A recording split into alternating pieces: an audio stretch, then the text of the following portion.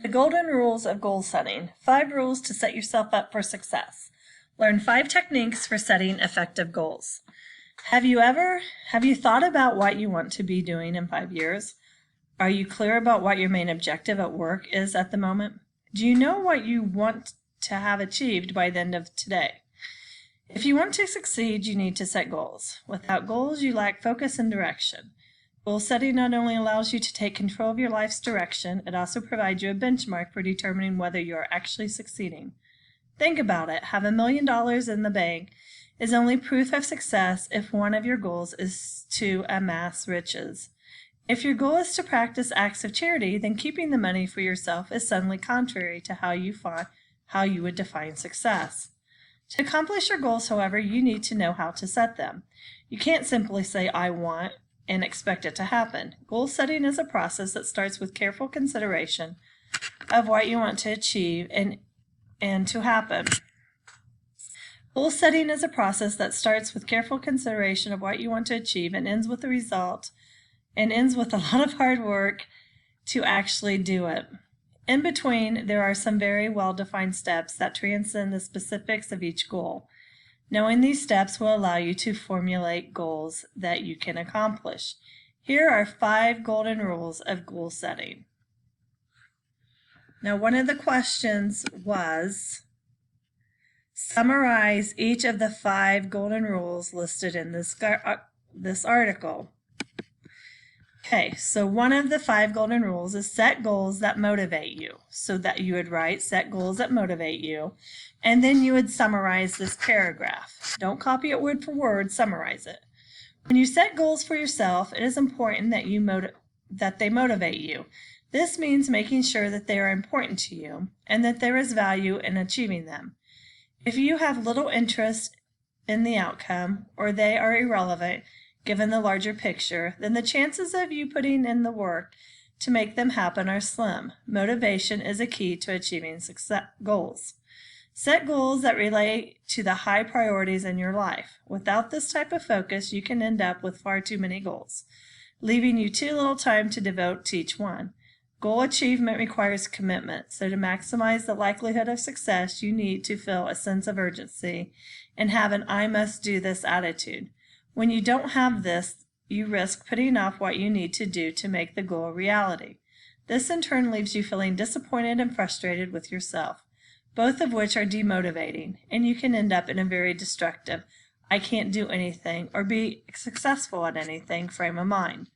Tip: to make sure your goal is motivating, write down why it's valuable and important to you. Ask yourself, if I were to share my goals with others, what would I tell them to convince them it was a worthwhile goal?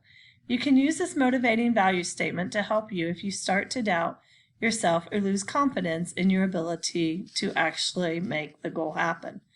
Number 2, with your 5 golden rules, is set SMART goals. You have probably heard of SMART goals already, but do not always apply the rule. The simple fact is that for goals to be powerful, they should be designed to be SMART. There are many variations of what SMART goals stand for, but the essence is this: goals must be specific, measurable, attainable, relevant, or realistic, and time-bound. Set specific goals. Your goal must be clear and well-defined. Vague or generalized goals are unhelpful because they don't provide sufficient direction. Remember, you need goals to show you the way. Make it as easy as you can to get where you want to go by defining precisely where you want to end up. Set measurable goals. Include precise amounts, dates, and so on in your goals so you can measure your degree of success. If your goal is simply defined as to reduce expenses, how will you know when you have been successful? In 1 month's time, if you have a 1% reduction, or in 2 years' time when you have a 10% reduction. Without a way to measure your success, you miss out on the celebration that comes with knowing you've actually achieved something. Set attainable goals. Make sure that it's possible to achieve the goals you set. If you set a goal that you have no hope of achieving, you'll only demoralize yourself and erode your confidence, which means you'll only upset yourself and you'll take away your confidence. However, resist the urge to set goals that are too easy. Accomplishing a goal you didn't have to work hard for can be anticlimactic at best. and can also make you fear setting future goals that carry a risk of non-achievement. By setting realistic yet challenging goals, you hit the balance you need. These types of goals that require you to raise the bar, and they bring the greatest personal satisfaction. So what that means is accomplishing a goal you didn't have to work hard for can be anticlimactic at best. It means it's not really going to matter to you. And it can make you fear setting future goals that carry a risk of non-achievement. And because so that goal didn't matter to you, it was too easy and you achieved it. So now you want to be able to achieve all goals, so you're going to set them at a lower level, which isn't a good thing because then you're not pushing yourself to be successful. Set relevant goals. Goals should be relevant to the direction you want your life and career to take. By keeping goals aligned with this, you'll develop the focus you need to get ahead and do what you want. Set widely scattered and inconsistent goals, and you'll fritter your time and your life away. Set time-bound goals. Your goals must have a deadline. Again, this means that you know when you can celebrate success. When you are working on a deadline, your sense of urgency increases and achievement will come that much quicker. Your third of 5 golden rules to goal setting is set goals in writing. The physical act of writing down a goal makes it real and tangible. You have no excuse for forgetting about it. As you write, use the word will instead of would like to, or might. For example, I will reduce my operating expenses by 10% this year. Not, I would like to reduce my operating expenses by 10% this year. And an operating expense is your cost, what you're spending to do something.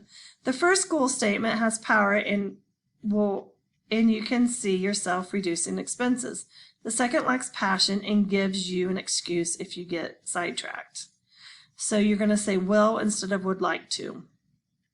Tip: frame your goal statement positively. If you want to improve your retention rate, say I will hold on to all existing employees for the next quarter, rather than I will reduce employee turnover. Turnover is employees leaving or people leaving where they work. The first one is motivating. The second one still has to get out clause, allowing you to succeed even if some employees leave.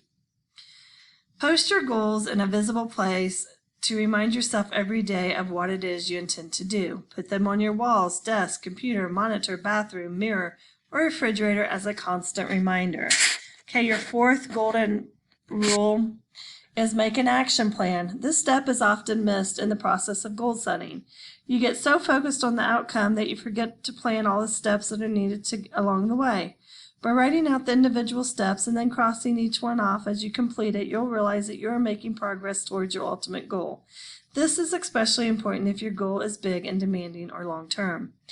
And then the last one is stick with it. Remember, goal setting is an ongoing activity, not just a means to an end. Build in reminders to keep yourself on track and make regular time slots available to review your goals.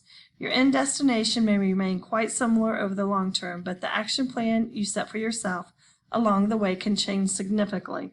Make sure the relevance, value, and necessity remain high.